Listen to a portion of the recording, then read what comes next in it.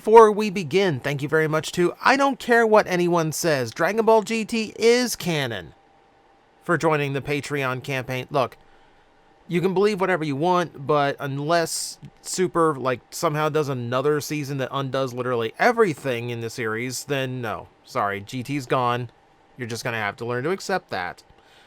So, with this shout out, I am at 299 in a row, and I will tell you, yes, there is one more in the queue, so I do have enough to make it to 300 days in a row, which is insane.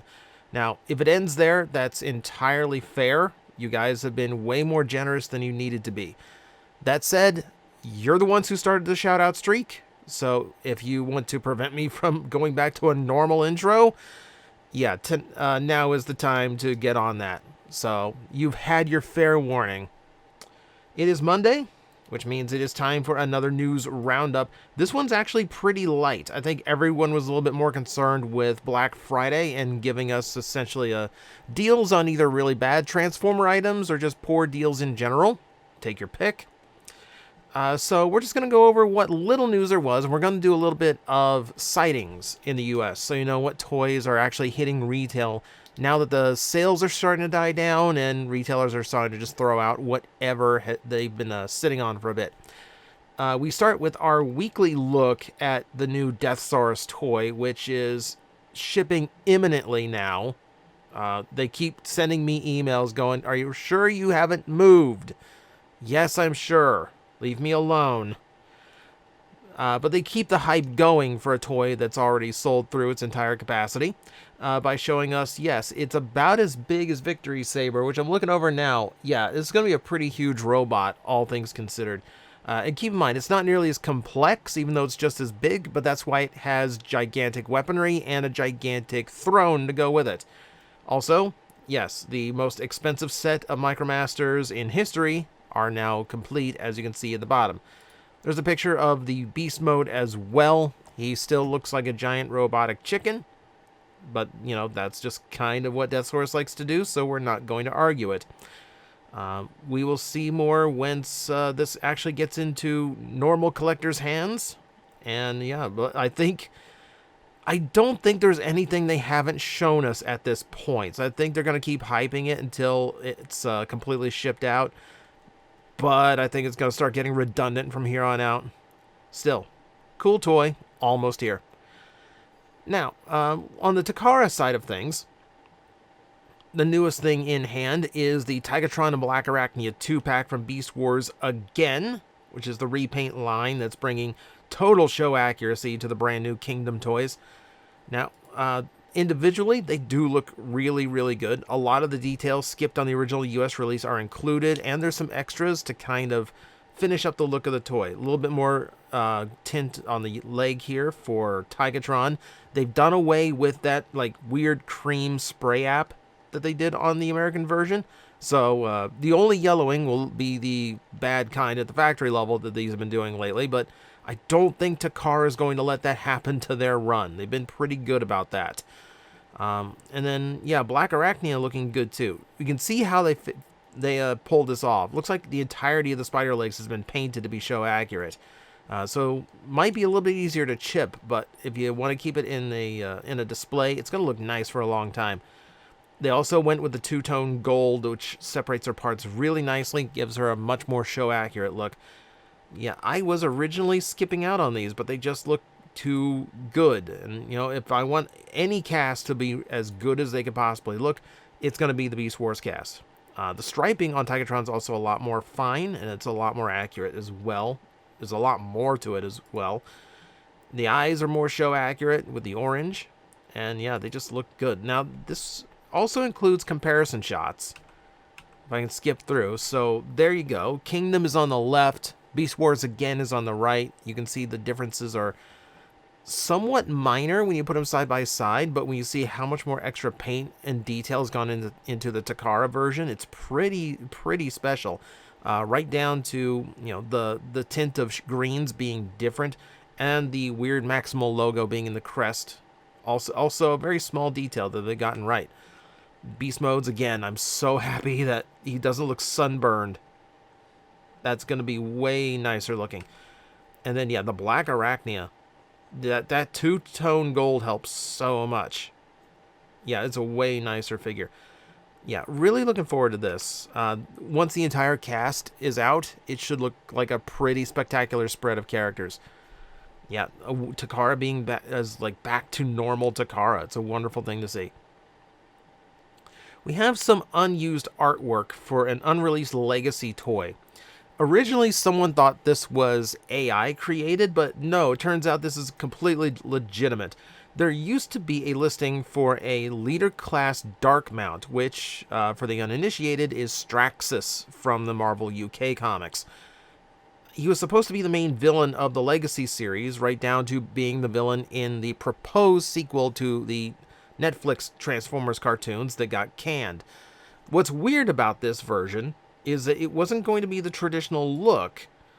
The concept art for it shows the IDW 2.0 version of Straxus, and then a incredibly strange take on the character where it looks like his body's been cobbled together and his head is just floating in the center, which does mirror the original Straxus's fate in the comic books. So it's a little bit of an homage to that, but it's also got this really weird asymmetrical, I don't know how this would have worked as a toy thing going on. And what makes it especially weird is that the rumor was it was going to be a retool of the Legacy, or not Legacy, but War for Cybertron Galvatron figure, because the vehicle modes on them look extremely similar. Yeah, this would have been such a weird toy. How would you even redo this? Like, you couldn't do Autobot X as a leader class toy, could you? This is just bizarre all around. Like, and they were definitely going for it with the Cyclops eye there. It's an odd one. It's a super odd one, but you can see if they got this far, like, it came really close to happening. Now, 11th Hour, it got canceled, and once the Netflix series got passed over, and we got Transmetal 2 Megatron instead. So maybe not a bad upgrade, because that is a really nice figure, and this one would have been super, super weird. Interesting, though. So maybe down the line. Anyway, with that out of the way, we're going to go into sightings for the US, and we're just going to go across as many as I've found, just so you know what to look for now that the sales are over, and they're actually willing to put out all the new stuff. For starters, there's a new Tacticon out for Wheeljack, which amusingly is just in a bin. It's a brand new toy, but you just find it in a bin already. I have not gotten one of these Tacticons, because they kind of just seem like complicated finger puppets. I am not sure how to respond to a transformer that changes shape by sticking my finger in it. But I'm sure, someone's a fan of these. I honestly don't know, but there's new ones coming out at least. So at least Earthspark is continuing to get some new toys here and there. On the United Wave 1 side, they actually showed up in Canada. I said US, okay, so continental North America, how about that? Still, like, it's always interesting to me when someone besides the US gets the first wave first. It's usually, like, South Korea. It's usually somewhere in Asia that these drop first, because they don't have to wait for overseas shipping to get the stock over. So this was an interesting find. So Boulder Crash, Tasmania Kid, and Energon Megatron, all available in Canada now. Weird. It's weird. Like, we're not even into December, but we've already got Legacy United toys starting to show up, hopefully in the US soon too. Probably once the retailers clear out enough of the current Legacy stock. Onto other strange ones. Stranger Things. The crossover was found at Target. I don't know why it's listed as costume mask, but I think that's actually close to the correct price point on this toy. But it's an interesting figure. So I don't know if I'm going to want it, but for the Stranger Things fans out there, it looks like they did a really, really good job on it. So if it's your thing, yes, you can now find it on a shelf if you are lucky. Keep in mind, sightings like this usually take a couple weeks to start becoming more common, and then like upwards to like a month and a half before you can regularly find it on a shelf. And some of these weirder items typically have a shorter shelf life than that. So watch your local sightings threads is all I can say. See if it's actually popping up in your area before you start running around wasting gas looking around. Here was one of the weirder ones to show up. At a GameStop, no less, Transformers Reactivate Soundwave and Optimus Prime's pack came up. Now, these should be in with Bumblebee and Starscream's 2-pack, so if one is out, the other one should be out as well. This was found in Ohio, in the most random place. Again, I'm used to sightings happening first in California because, again, slower shipping times. However, this is incredible. It seems like these aren't due out until like January, which we're getting used to these like really weird random distribution times. But this seems like it was just announced, and yet here we are already on the hunt.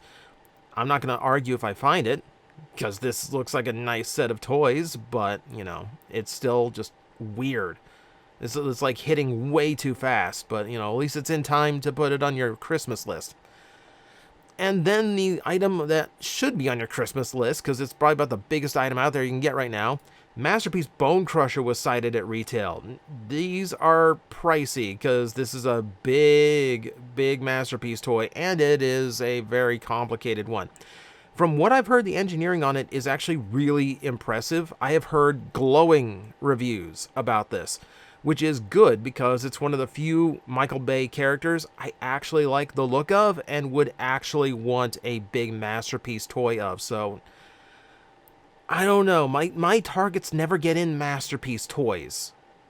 And a lot of times these end up on sale because no one is willing to drop the price for them, and yet Target still stocks them all the time. So, I'm not sure. If I find it, maybe. Maybe. Depends on how good of a month I am having. Thank you to my patrons, by the way, once again. So, yeah, that's gonna hurt a wallet or two soon. Alright, a little bit more third-party news, and I mean official third-party news. So, you remember that giant gorilla I reviewed? The YOLO Park IES Optimus Primal? Remember? I have the very first YouTube review of it. Haha. There is new updates on it. So guess what? The version that I reviewed is not going to be the version you actually get. As it turns out, they've actually updated the head sculpt to be more accurate to how it looked in the movie, which is an interesting inclusion and addition. It actually looks like they might have changed how the back of the neck is done as well, because that's definitely a different shape than any of the panels that came on mine. And it's such a detailed head sculpt, it's hard to spot the differences, but it does look different. I'm not doing like the direct comparison to figure it out, but yeah, I can tell that's different. They've added extra scarring to make it look more like he did in the movie, and it looks like that actual fur detail has been dropped in favor of solid sculpted fur, so it gives it a more consistent look across the entire toy. They've also upped the articulation range in the neck, so it can actually look around and pose a lot more than it previously could. I think they increased the stability on it too. Let's see if I look at everything. Okay. Two-headed sculpture with optimized facial features that closely resemble the movie appearance, exuding a more majestic presence. New fully articulated neck joint for increased range of motion, allowing head tilting, look up and down, left and right motion that was kind of limited on the original. Arms, legs, and palms replicate the robust proportions from the movie with upgraded shoulder blade design, conveying a strong sense of power. So yeah, they just kind of went over the whole thing and made it a little bit more accurate. So what I reviewed really is just a sample, and I get to be one of the few people that said, yeah, I got to goof with like the pre-release version, which is kind of cool. Also, something that I did not have on my version of the toy was the display base, which is now fully visible. Yeah, and it's about what we expected. It is a nice depiction of the jungle. Big tree stump to help hold Optimus Primal up. Big flat surface for him to stand on. A nice river detail, too. It looks like they got the translucency of the water really nice. It's a nice way of displaying it if you want like the full shelf look for your Primal. And if you're spending this much on an Optimus Primal, I'm going to assume you want it to look as good as possible. So for a few extra $100, yeah, this is not a bad part to include. Yolopark is not done though, so they showed off color pictures of their next AMK figure, which is Scourge, and looking really good. The paint detail on these is actually really impressive for their price point, and you can see like he's got all the emblems from other factions. Looks like some of them are painted on and some might be sculpted on. It's hard to tell in these photos. But the coloring is spot on. It's all the different shades of grays and silvers that he had in the movie, little hits of red showing through here and there. He's got his weapons, his claw, and he does have a removable mask. So you can actually have him as he appeared in the final battle.